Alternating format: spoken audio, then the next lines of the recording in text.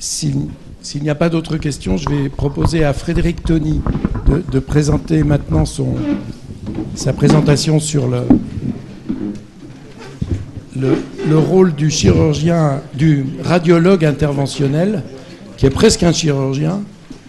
Et je suis heureux de souligner que Frédéric fait partie d'une équipe de radiologues extrêmement motivés, extrêmement disponibles, que leur disponibilité est absolument indispensable à l'existence d'un centre, d'un trauma center, pour faire là encore un peu américain, de qualité et de niveau 1, et que Frédéric est à ce point motivé qu'il est même déjà allé mettre des ballons dans des aortes à distance de notre CHU pour ramener son patient et ensuite l'emboliser. Donc je lui donne la parole avec plaisir. Merci Monsieur Toublon, merci de m'avoir invité à venir parler ici de la place de la radiologie interventionnelle dans la prise en charge des traumatismes abdominaux. Ce que je voudrais signaler, vous le voyez avec les auteurs qui sont ici, c'est que en fait c'est une prise en charge multidisciplinaire, et il est vrai qu'à Grenoble nous avons la chance d'avoir une équipe de chirurgie qui est ouverte à ces techniques. Je trouve que c'est vraiment très important parce que, je vais vous en montrer des exemples, ça permet d'avoir une prise en charge intégrée et intégrant la radiologie interventionnelle qui, à mon avis, au fil du temps et au bout du compte, est beaucoup plus efficace. Alors je voudrais, lors de cette présentation, vous rappeler les indications et les techniques de radiologie interventionnelle en pathologie traumatique, vous informer sur les évolutions récentes de prise en charge des patients concernant les indications, notamment pour les traumatismes spléniques, et puis concernant l'organisation des soins aussi, ce qui est important. Souligner l'importance d'une organisation en centre de traumatologie aussi, ça fait partie des évolutions récentes. Alors, je ne vous ai pas mis cette diapositive, rassurez-vous, pour vous rappeler l'anatomie, mais simplement pour vous donner l'ordre dans lequel je vais aborder les différents points.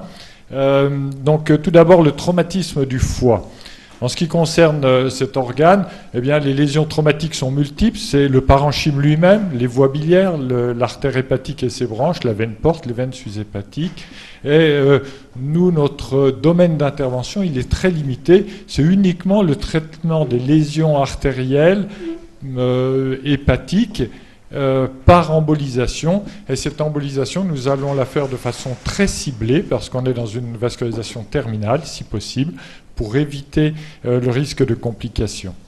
Les indications, c'est chez un patient stable qui a pu avoir son scanner et chez qui on découvre une fuite de produits de contraste, eh bien on peut faire, c'est une indication d'embolisation. Et chez un patient qui était hémodynamiquement instable, qui a été au bloc opératoire, qui a une laparotomie écourtée, puisque j'ai écouté la présentation de Catherine, bien s'il y a constatation d'une hémorragie artérielle, plutôt qu'essayer de faire une hémostase difficile, eh bien on va pouvoir proposer une embolisation. Les résultats, en termes d'hémostase, c'est bon, c'est en général 95% d'hémostase. La complication que l'on peut craindre, c'est la nécrose vésiculaire, donc il faut être distal et éviter les embolisations trop proximales. Et puis, je voudrais simplement rappeler que avoir une chirurgie derrière de contrôle n'est pas un échec de l'embolisation. L'embolisation s'intègre dans une démarche qui englobe la chirurgie, et 90% des patients sont opérés. C'est normal, ça fait partie de la prise en charge. Alors nous, nos indications sont les suivantes. Le patient arrive avec un traumatisme hépatique. S'il est stable hémodynamiquement, il a un scanner. S'il n'y a pas d'hémorragie active, on le surveille. S'il y a une hémorragie active, embolisation. Si le patient n'est pas stable, on le réanime. Et si il est stabilisé, on revient à la démarche précédente. Si par contre il y a un choc hémorragique réfractaire, il va au bloc opératoire, laparotomie avec éventuellement packing. S'il est stable, surveillance. S'il est instable, on va le prendre en artérographie pour embolisation. Alors voici un exemple que j'aime beaucoup d'un patient qu'on a pris en charge avec Catherine. Il s'agissait d'un patient de 25 ans, accident de moto. Il arrive avec une instabilité hémodynamique majeure, mais il est pris en urgence. Alors, j'aurais pas dû mettre packing, mais laparotomie écourtée. J'ai écouté quand même. Il a une fuite artérielle hépatique profonde et Catherine constate en même temps un hémorétropéritoine expansif. Elle a la sagesse de ne pas vouloir faire une réparation in extenso, mais de nous confier le patient. Et donc elle fait ceci, après son packing ici, elle met un clan amovible sur le pédicule hépatique qui est relié à la peau, elle referme et le patient est transféré en salle d'angiographie. Là, on lui fait une artériographie et vous voyez déjà que le patient avait des spasmes des artères viscérales qui montrent qu'il était en état hémodynamique très précaire. Il y a une grosse fuite sur une artère rénale droite accessoire. Donc, dans un premier temps, notez aussi que l'artère hépatique ici n'est pas visible à cause du clan hépatique. Et donc ce patient, dans un premier temps, nous cathétérisons l'artère accessoire, nous l'embolisons, on vérifie l'intégrité de l'artère principale du rein, et puis on va après sur le pédicule hépatique. Vous voyez qu'après libération du clan, eh bien, on voit l'hémorragie qui est là, on l'embolise simplement cette branche avec quelques fragments de gélatine, et l'évolution a été bonne. Vous voyez le contrôle post-opératoire, l'évolution a été très favorable. Et ça, c'est un exemple que j'aime beaucoup parce que c'est une prise en charge coopérative d'un traumatisme hépatique et rénal dans lequel il y avait une approche qui était intéressante car elle était multidisciplinaire. En ce qui concerne les traumatismes du rein, l'embolisation peut être une embolisation ciblée de lésions hémorragiques. C'est en général des embolisations difficiles parce que l'hématome entraîne une distorsion des branches artérielles et elles ont souvent des angulations très serrées. Ce peut être aussi une embolisation proximale avant néphrectomie, ça permet de différer la néphrectomie et de la faire dans une ambiance qui est moins hémorragique ou isolée. Je vais vous en montrer un exemple. Ce peut être aussi une recanalisation de lésions occlusives de l'artère rénale. Les indications, toute lésion hémorragique rénale peut bénéficier d'une embolisation, sauf s'il y a un hémopéritoine, bien entendu, ou sauf s'il y a un syndrome du compartiment qui va nécessiter d'enlever le rein. Et puis dans la rupture occlusive de l'artère rénale, si on a un délai d'intervention qui est moins de 4 heures, ce qui est malheureusement rare, on peut tenter une recanalisation de l'artère rénale. On peut aller plus loin s'il y a une persistance d'une opacification, d'une perfusion sur l'examen tomodensitométrique. Alors, les résultats, l'embolisation est très efficace aussi, si on a bien embolisé les différentes artères qui saignaient. La complication, c'est la nécrose tissulaire, comme on est dans une vascularisation terminale qui sera proportionnelle au territoire embolisé. Dans la recanalisation, notre expérience à Grenoble, nous avons traité 11 patients. Et, parmi les 11, uniquement 7 ont pu être recanalisés, donc 64% de taux de recanalisation, ce qui n'est pas extraordinaire. Et des reins fonctionnels, moins de 20%. Donc il faut être prudent sur ces indications parce que les résultats sont mauvais. La chirurgie a des taux de reperméation un peu supérieurs, mais des reins fonctionnels avec des résultats équivalents. Cet article de Santussi m'a paru intéressant. La gestion non opératoire incluant l'embolisation réduit de 3 à 6 fois le taux de néphrectomie, diminue le temps d'hospitalisation sans augmenter le taux de complications ou d'HTA à long terme. Alors voilà un exemple. Par exemple, un patient de 35 ans chute en escalade, il avait un traumatisme crânien très sévère avec un coma profond. Et vous voyez que sur le scanner, il avait un gros rétropéritoine dans la loge rénale droite avec des fuites de produits de contraste. Et ce patient, compte tenu du pronostic très réservé, les chirurgiens ont préféré qu'on l'embolise. Vous voyez ici l'artéographie rénale droite. Quand on voit dedans, on voit les lésions multiples. Et chez ce patient, nous avons simplement fait une embolisation tronculaire de l'artère rénale droite, ce qui a une indication un peu particulière. Et du reste, il est décédé 48 heures après de ces lésions crâniennes. Ici, un autre exemple d'une jeune fille chute en ski sur un rocher. L'accident a lieu à 13 heures. À 17 heures, elle a son scanner. Et vous voyez ici l'ischémie rénale, mais il y avait encore une petite corticographie. Donc, on a proposé de la transférer sur Grenoble. C'était dans un hôpital secondaire. Elle arrive à 21 heures. Nous avons fait la recanalisation 8 heures après. Vous voyez, une occlusion totale. On passe prudemment à travers. On essaie de rentrer dans l'artère en aval. On vérifie notre position. Et là, on fait une angioplastie et l'on met en stent auto-expansible. Et voilà le résultat qui était satisfaisant. Mais même si on a reperméabilisé l'artère, eh bien, vous voyez que le résultat ici, je n'aurais pu mettre que cette diapo sur le pôle supérieur, mais en bas, il y avait sur la moitié inférieure du rein, il y avait toute une nécrose corticale étendue. Mais cette jeune fille, à 1 an, avait récupéré 50% de son parenchyme et n'avait pas d'hypertension artérielle post-traumatique. Donc c'est un résultat qui est satisfaisant, mais je vous dis que ça représente moins de 20% des patients. Les traumatismes de la rate, ça c'est très intéressant parce qu'il y a eu des évolutions ces dernières années. On a 2 moyens thérapeutiques. Le premier moyen, c'est de réaliser une embolisation distale curative des lésions hémorragiques. En gros, si en scanner on constate qu'il y a une fuite de produits de contraste, on propose d'occlure cette fuite. Et puis, il y a 10 ans, il y a 2 études très intéressantes qui ont proposé, chez les patients qui avaient des hauts grades traumatiques, sans fuite de produits de contraste, sans saignement actif, de faire une embolisation préventive, c'est-à-dire d'occlure l'artère splénique à sa partie moyenne, ce qui diminue la pression en moyenne de 50 mm de mercure en aval dans l'artère et qui va aider à la cicatrisation splénique. Alors, d'emblée, je voudrais préciser que ceci s'adresse à des patients stables. C'est pour augmenter le pronostic fonctionnel de la rate. Bien entendu, si un patient est hémodynamiquement instable, c'est la chirurgie. On ne vise pas le pronostic vital du patient, à améliorer le pronostic vital. Alors, les indications, ce sont toutes lésions hémorragiques chez un patient hémodynamiquement stable, tous les traumatismes de grade 4 ou 5 de l'AST sans lésion hémorragique. Dans ces articles, ils proposaient l'inclusion aussi des traumatismes de grade 3 à titre systématique. Nous, à Grenoble, nous avons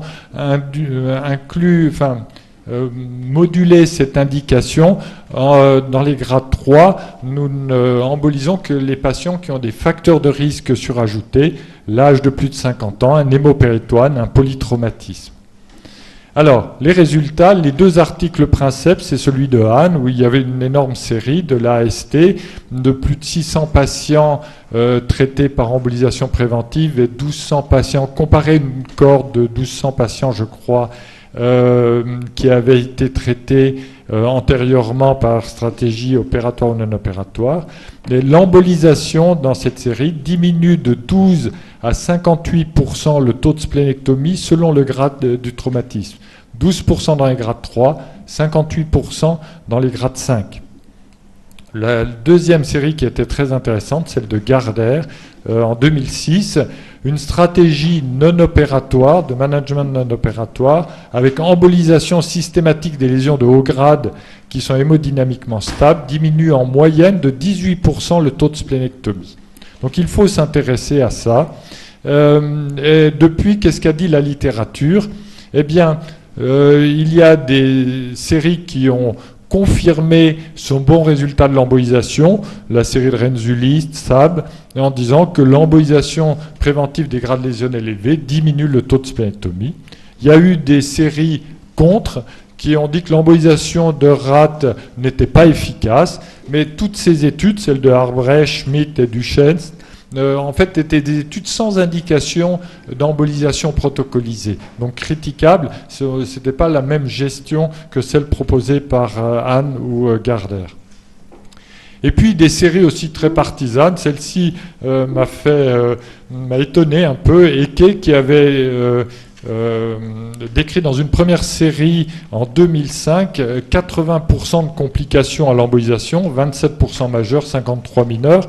Heureusement, je pense que ces radiologues ont fait des progrès parce qu'il a publié la même série en 2013 avec plus que 14% de complications majeures et 34% de complications mineures. Le problème, c'est que c'est de mélanger un peu les événements indésirables d'un traumatisme splénique, un polytraumatisme souvent, et les complications propres de l'embolisation. On va y revenir. Les actualités dans la littérature, un article intéressant, celui de Clancy, qui a dit qui a trouvé qu'il y avait 13% d'échecs de stratégie non opératoire dans sa série, et que dans son article, il dit qu'on ne retient pas les leçons de tout ce qui a été publié et qu'on ne suit pas les patients par imagerie, et donc on laisse passer des lésions qui peuvent être à risque hémorragique. Et il y a aussi dans sa série un défaut de recours à l'embolisation. Tous les articles dans la littérature concernant les traumatismes de rate chez l'enfant sont par contre assez unanimes pour dire qu'il n'y a pas d'indication, une stratégie non opératoire sans embolisation, même dans des grades traumatiques avec des lésions hémorragiques. Je vais passer là-dessus. Alors, notre expérience, nous avons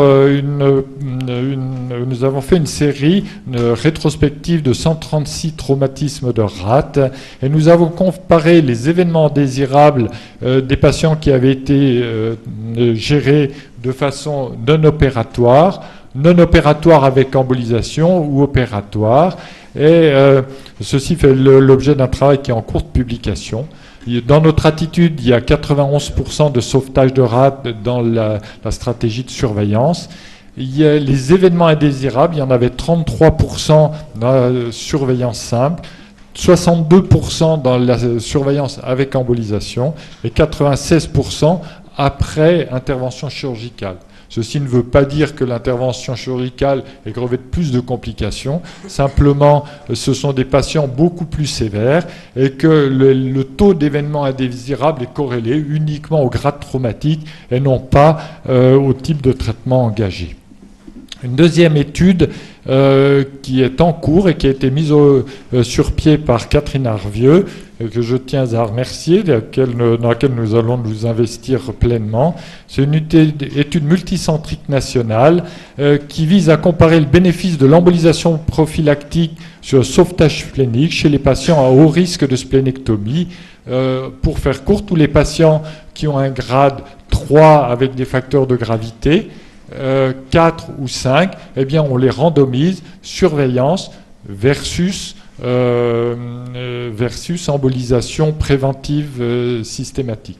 On s'intéresse là uniquement aux patients avec un traumatisme splénique hémodynamiquement stable, bien entendu. Et ça, nous aurons les résultats dans 2 ou 3 ans. Notre attitude en dehors de cette étude, un patient est hémodynamiquement instable, c'est chirurgie et splénectomie, on n'y déroge pas. Si le patient est hémodynamiquement stable, s'il y a une hémorragie active en scanner, c'est embolisation distale, et s'il a un haut grade associé à embolisation proximale. S'il n'y a pas d'hémorragie active, si c'est un traumatisme de haut grade, embolisation. Si c'est un traumatisme de grade 3 avec des facteurs de risque, embolisation.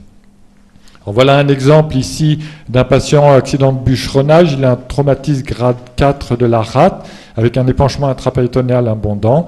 Vous voyez ici le traumatisme de la rate. Bref, ce patient, vous voyez qu'il n'a pas de fuite de produits de contraste, il n'y a pas d'hémorragie intrasplénique visible, et nous l'avons simplement embolisé avec des spires métalliques. Alors, aujourd'hui, je n'ai pas changé la diapo malheureusement, aujourd'hui nous mettons des plugs et de façon plus proximale. Voici un autre exemple, 21 ans, patient de 21 ans, accident de ski, trauma grade 4 ou 5, avec épanchement intrapéritonéal. Vous voyez qu'on a une rate qui est tout à fait morcelée, une fuite de produits de contraste ici. Vous voyez que la rate, on ne voit plus grand-chose de parenchyme splénique sain. Et il avait aussi d'ailleurs une ischémie rénale post-traumatique. Et ce patient, nous avons d'abord traité ces lésions distales par embolisation. Nous avons traité ces lésions distales uniquement par embolisation. Voilà le contrôle après. Ce patient, aujourd'hui, nous ferions non seulement une embolisation distale, mais aussi une embolisation proximale pour protéger d'une hémorragie secondaire. Dernier secteur traumatique auquel je voulais m'intéresser, c'est les traumatismes du bassin, pour lesquels nous avons à notre disposition tout un arsenal thérapeutique, dont la ceinture de contention pelvienne, qui doit être utilisée en préhospitalier de façon systématique. Ça fait partie des recommandations de l'AST de 2011. Le clan pelvien ou tout autre moyen de fixation externe du bassin. L'embolisation, qui est semi-proximale, temporaire. On utilise des gros fragments de gélatine qu'on met dans les artères pour occlure les artères qui saignent ou occlure l'artère hypogastrique dans les cas très sévères.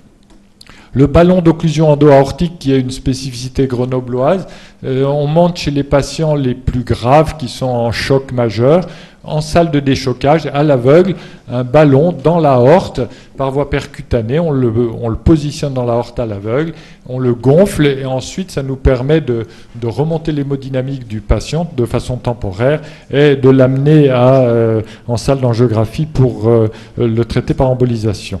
Et puis le packing pelvien sur lequel on reviendra après. Les indications de l'embolisation, c'est toute hémorragie active authentifié par scanner, et si le patient est trop grave pour avoir un scanner, tout traumatisme pelvien isolé ou prédominant en choc hémorragique avec une phase écho qui ne retrouve pas d'hémopéritoine, ce patient doit bénéficier d'une embolisation. Alors les résultats de l'embolisation, nous avons repris nos résultats sur une période de 8 ans. Nous avions embolisé 67 patients, c'est en cours de publication. L'efficacité de l'embolisation, eh bien, on a réglé le problème de l'hémorragie pelvienne dans 90% des cas en une séance, dans 97% des cas en 2 séances. Par contre, il y a une poursuite du syndrome hémorragique chez un quart des patients, et ceci est important, ça vient soit d'un autre site hémorragique qui a été authentifié, soit d'une CIVD, et ceci pour souligner toute l'importance de la prise en charge rapide et précoce. L'embolisation ne se fait pas de façon isolée, mais au sein de tout un arsenal thérapeutique. Et comme le disait Catherine dans sa première diapositive, la réanimation est un des points fondamentaux de la prise en charge du patient. La mortalité dans notre série est de 30%. Elle n'était jamais liée au traumatisme du bassin lui-même, mais un traumatisme majeur associé dans 60% des cas et à une CIVD dans 40% des cas. Il n'y a pas eu de complications notables, puisque dans certains articles, on décrit des nécroses glutéales. Nous ne connaissons pas ça. Je pense que lorsqu'on rapporte des nécroses à 6 ou 7% chez les patients, c'est probablement des techniques d'embolisation beaucoup trop distales. Les résultats du ballon d'occlusion endo-aortique que nous avons publié, 13 patients sur 2064 traumatismes du bassin, donc 0,6%, on l'emploie très très rarement. C'est dans des indications catastrophiques, des patients qui sont en choc majeur à l'arrivée, moins de 60 mm de mercure, de pression systolique, ou une pression artérielle qui n'est pas remontée au-dessus de 90 après 1 heure de réanimation, ou un patient qui présente lors de l'admission ou avant un arrêt cardiaque. On insère le ballon d'occlusion à l'aveugle dans la salle de déchocage et dans notre expérience, parmi 13 patients, ça a permis de transporter 12 d'entre eux en salle d'angiographie. Et parmi ces 13 patients, 6 patients sont survivants, 46%. C'était des patients qui auraient dû tous mourir parce qu'ils étaient dans un état gravissime. Et il y avait une corrélation dans notre expérience à la sévérité du traumatisme et au temps d'inflation. Les complications de thrombose au point de ponction. Le packing pelvien, ça c'est une grosse controverse dans la littérature actuellement. Le packing pelvien, il y a eu plusieurs études qui ont été rapportées, celles de Cochrane, Totterman et Moore, qui ont rapporté que le packing pelvien sous-péritonéal est est efficace pour contenir l'hémorragie. La mortalité dans ces séries varie entre 25 et 36%, donc le packing pelvien n'est pas délétère, mais ne diminue pas la mortalité. Les limites, c'est que dans toutes ces séries, il y a un recours à l'embolisation dans 13 à 80% des cas. 80% des cas, c'était la série de Totterman, où ils avaient fait systématiquement une angiographie derrière, et quand il y avait une fuite, ils embolisaient. Et dans la série de Moore, il y a 15% d'infection, ce qui prouve que c'est quand même une technique agressive et un peu délabrante. Pour nous, l'indication, c'est s'il n'y a pas d'équipe de radiologie interventionnelle disponible, mais s'il y en a une, il faut préférer l'embolisation en première intention, ou s'il y a une intervention chirurgicale concomitante, que ce soit un traumatisme pénétrant du pelvis ou une pathologie abdominale associée, le packing pelvien peut être intéressant. Mais il faut quand même, j'ai vu pas mal dans la littérature d'articles qui étaient assez partisans. Je voudrais quand même revenir à un peu de bon sens. Quand vous avez des fuites hémorragiques comme ceci, eh bien, il vaut mieux aller boucher l'artère elle-même que d'essayer de mettre du tissu à côté pour comprimer, éviter que ça fuit. Pour faire une comparaison un peu triviale, quand vous avez une fuite sur une canalisation chez vous, le plombier traite la canalisation, mais met pas des tissus autour pour essayer de contenir la fuite. Alors, on va en revenir aux recommandations de la AST. Les recommandations sont claires. L'embolisation dans les traumatismes du pelvien chez des patients qui ont des signes de saignement actif. L'embolisation est une recommandation de niveau 1. De même, chez les patients qui ont un traumatisme avec extravasation de produits de contraste en scanner, l'embolisation est une recommandation de niveau 1. Et chez les patients qui ont déjà eu une angiographie, voire une embolisation, le recours à une nouvelle angiographie avec embolisation est une recommandation de niveau 2. Quant au packing pelvien, le recours au packing pelvien chez des patients pour contrôler l'hémorragie après embolisation est une recommandation de niveau 3. Et le packing pelvien pour contrôler l'hémorragie dans une approche multidisciplinaire avec des moyens de contention pelvienne, c'est une recommandation de niveau 3. On va passer rapidement parce que je ne voudrais pas trop dépasser. Je ne sais pas si j'ai du temps encore. Voilà un exemple ici d'un patient qui était passé sous un camion. Le camion lui avait roulé sur le bassin. C'est dans un hôpital extérieur, dégradation rapide de l'hémodynamique, 3 arrêts cardio-respiratoires. Il a une fracture ouverte du bassin isolé. Il est hospitalisé dans l'hôpital le plus proche. Il a une laparotomie exploratrice, un pelvic packing, un fixateur externe que l'on voit ici. Non, c'est la diapositive d'après. Et comme il reste toujours en choc hémorragique non jugulé par un pantalon anti-choc, la transfusion, le remplissage, on nous appelle, et c'est le cas auquel faisait allusion monsieur de Toublon. Je suis allé sur place mettre un ballon d'occlusion au bloc opératoire et nous avons rapatrié le patient sur notre hôpital. Il a fait encore un arrêt cardio-respiratoire. Donc il avait un pH était en acidose majeure. Il a été hémofiltré en opératoire. Et voilà ce que nous avions. Donc voilà la barre du fixateur pelvien qui avait été mise en place. Vous voyez ces hémorragies catastrophiques. Nous avons embolisé les 2 hypogastriques ici. Et le chirurgien vasculaire a pris ensuite le patient pour faire l'hémorragie, l'hémostase aux pieds inguinaux. Et faire une embolectomie parce que du côté gauche, nous avions embolisé carrément l'iliaque externe. Et ce patient, grâce à cette prise en charge intégrée et intégrant le ballon d'occlusion, est aujourd'hui encore vivant avec des séquelles fonctionnelles minimes. Alors, dernier point sur lequel je voudrais insister, c'est l'importance d'une gestion multidisciplinaire. L'embolisation ne se conçoit pas de façon isolée, mais en entente chirurgicale et anesthésique, notamment pour la rate, doit être encadrée par une réanimation efficace et rapide, c'est ce dont vous parlez Catherine auparavant, doit être intégrée dans une prise en charge globale, je pense au foie et je pense au bassin, d'où l'importance de la notion d'équipe de traumatologie qui est en général tripartite, chirurgien, anesthésique et radiologue interventionnel. Les prises en charge doivent être actualisées.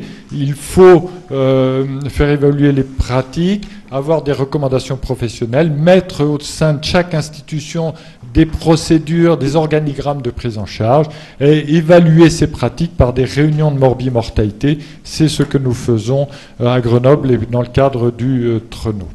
Je vais passer là-dessus pour aller plus rapidement. Dans ce même contexte de réseau de traumatologie à Grenoble-le-TRENO, eh bien, il faut par exemple répertorier les centres qui font des embolisations pour amener directement un traumatisme du bassin dans le centre sans passer par un centre qui ne pratiquerait pas l'embolisation. Donc ça, c'est de l'organisation loco-régionale des soins. Et puis, dans le cadre du TRENO à Grenoble, nous avons mis sur pied des procédures de renfort interhospitalier pour aller aider les équipes qui ont besoin aussi bien de radiologie interventionnelle que de chirurgie d'aide en urgence. Voilà, je vous remercie de votre attention. Je vais m'arrêter là parce que je suis un peu en retard. Merci beaucoup, Frédéric. Alors, Olivier Lucie-Darme. Bonjour, après cet excellent exposé, de toute façon, tout a été traité. Donc, il apparaît bien ce que disait Fabrice Ménégo tout à l'heure, que nous, on participe en amont de la chirurgie, enfin, la radiologie interventionnelle participe en amont de la chirurgie pour faire de la chirurgie à minima et de la chirurgie le moins possible. Donc toutes les indications sont désormais de plus en plus codifiées, en particulier pour le foie, pour le rein. Aussi peut-être pour les deux qui restent encore peut-être à définir un peu plus, c'est pour la rate, la place des embolisations proximales, et aussi pour le pelvis, pour les traumatismes du bassin, la place respective de l'embolisation et du packing pelvien, bien que les recommandations soient assez explicites. Alors, pour le packing pelvien, la question qui était un peu polémique, mais auquel tu as déjà répondu, c'était est-ce que c'est complémentaire ou compétitif entre l'embolisation et le packing pelvien.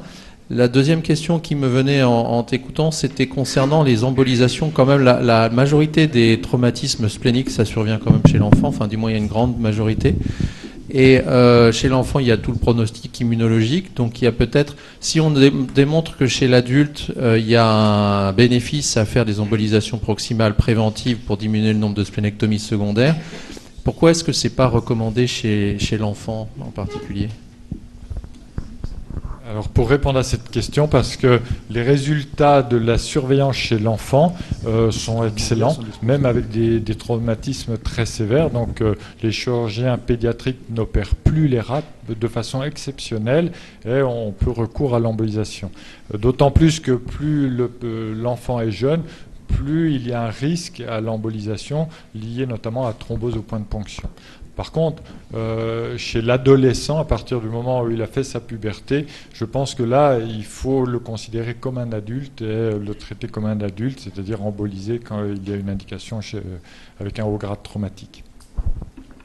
L'embolisation n'hypothèque pas le rôle immunologique de la rate, je suppose. Si l'on conserve a priori plus de 50% de parenchyme splénique, il ne doit pas y avoir de déficit immunitaire, mais c'est aussi un des objectifs de l'étude de Catherine Arvieux que d'évaluer l'impact sur la fonction immunologique de la rate, de l'embolisation et de la surveillance. Question de Jacques Beaulieu. Je voudrais vous féliciter tout d'abord pour la qualité de votre exposé et puis aussi la qualité de votre prise en charge et des résultats. J'ai une question spécifique. Je me suis trouvé plusieurs fois devant des hémorragies catastrophiques après fracture du bassin. Quand c'est des plaies veineuses, qu'est-ce que vous conseillez ? Packing premier, embolisation. Est-ce qu'il vous est déjà arrivé d'emboliser les veines iliaques ou les veines hypogastriques ? que j'ai vues parfois largement déchirées. Alors, effectivement, il y a toujours ce problème des plaies veineuses qui surviennent, qui est posé. Je pense que quand il y a une hémorragie veineuse, mais sur des petites veines, ça n'est pas un problème parce qu'il y a un auto-tamponnement. Effectivement, s'il y a une plaie d'un gros axe veineux, il peut y avoir une obstruction sur l'axe, et à ce moment-là, ça va être hémorragique en amont parce que la pression augmente et dépasse la pression tissulaire. Dans ce cadre-là, c'est exceptionnel, et je pense qu'il n'y a pas de règle. Ça peut être soit la chirurgie s'il y a un chirurgien, soit pas l'embolisation, mais la mise en place d'une endoprothèse couverte. Malheureusement, c'est des veines de très gros calibre, et avoir à disposition une prothèse couverte, on les a qu'en 14 mm maximum, on n'a pas forcément le matériel sur place. Donc c'est un problème qui demeure entier, c'est des lésions exceptionnelles, et je n'ai pas de réponse formelle à votre question.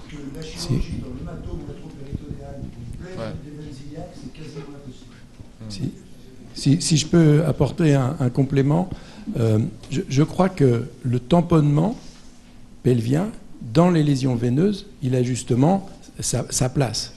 Mais je voudrais ajouter un point, c'est qu'un tamponnement, aussi énergique soit-il, car il faut qu'il soit très très énergique, et en général, ils entraînent un édème des membres inférieurs, quelquefois même une baisse des pouls, enfin c'est très impressionnant. Il ne sera efficace que s'il y a une contention du bassin en même temps.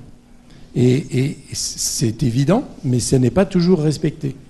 Que ça soit fait par un système de drap très bien serré, ou mieux par le système de cyclant ou autre. Mais c'est extrêmement important, parce que sinon, on remplit le petit bassin avec des compresses, et on n'a pas l'effet d'appui sur les veines. Mais je pense que là, le tamponnement a vraiment son efficacité, et sa chance d'être efficace, et de permettre ensuite le transfert en radio, où éventuellement on pourra voir s'il y a des lésions artérielles associées. Je donne la parole au professeur Richard. Oui, je vais demander, compte tenu des résultats des actions sur les artères rénales, chez un malade qui est stable et sur lequel le scanner a montré un rein muet, vous avez 2 reins fonctionnels sur 11. Est-ce que maintenant, chez un malade stable, s'il y a une autre raison hémorragique, c'est différent, mais est-ce que vous continuez à faire des gestes de tentative de désobstruction, et puis demander à Olivier aussi son avis, ou pas, compte tenu des difficultés, aussi bien d'ailleurs sur le plan chirurgical que sur le plan radiologique? Non, on est très prudent. C'est-à-dire qu'on se fie au délai qui avait été proposé par nos chirurgiens. Plus de 4 heures, on ne fait rien, sauf si vraiment on a une petite parenchymographie persistante en scanner. Mais on est beaucoup plus prudent qu'avant. Les résultats sont mauvais. Oui, je voudrais rappeler certaines choses concernant les lésions rénales. C'est que la terminaison, enfin l'arborisation artérielle rénale est terminale, et que toute obstruction artérielle va aboutir inexorablement à la destruction du parenchyme correspondant. Et en ischémie chaude, le délai est de 3/4 d'heure, c'est-à-dire qu'on n'aura pas de manière de rattraper les choses. Donc, si votre attitude très enthousiaste pour l'embolisation est tout à fait recevable dans un contexte d'hémorragie pluriviscérale, multiviscérale, car toute source de saignement doit être occultée à ce moment-là, bien entendu, ça n'est plus du tout le cas pour les traumatismes isolés du rein. Là, la stratégie est totalement différente. La stratégie est celle de la conservation du parenchyme. Et pour ça, il faut éviter les embolisations trop précoces. L'embolisation précoce peut être pratiquée, mais comme je le disais dans la présentation, effectivement, c'est une vascularisation terminale. Tout étant embolisé est perdu, que ce soit avec du matériel temporaire ou pas, et donc on fait des embolisations très très ciblées, effectivement. Mais nos chirurgiens urologues préfèrent qu'on aille emboliser plutôt que d'aller faire un contrôle du rein, parce que d'abord c'est une intervention, il faut ouvrir le ventre, et puis deuxièmement que l'hémostase est très très difficile chirurgicalement, et que c'est souvent une néphrectomie.